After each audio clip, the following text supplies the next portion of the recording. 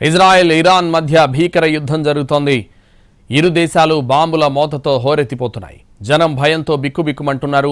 ఇరాన్లోని 3 అణు స్థావరాలపై అమెరికా దాడుల తర్వాత ఇరాన్ 2 దశల్లో దాడులు చేసింది. ఇరాన్ ప్రయోగించిన మిసైళ్లు ఉత్తర మధ్య ఇజ్రాయెల్లోని నగరాలపై పడ్డాయి.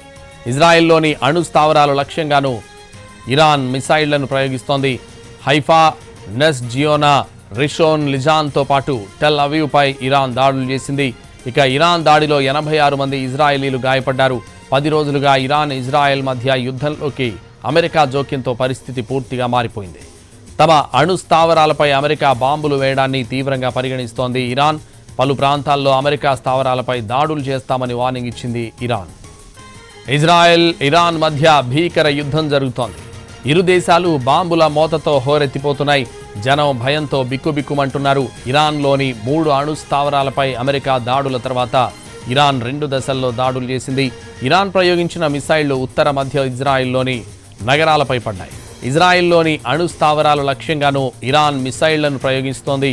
హైఫా, నెస్ జియోనా, రిషోన్ లిజాన్తో పాటు టెల్ అవీవ్పై ఇరాన్ దాడులు చేసింది.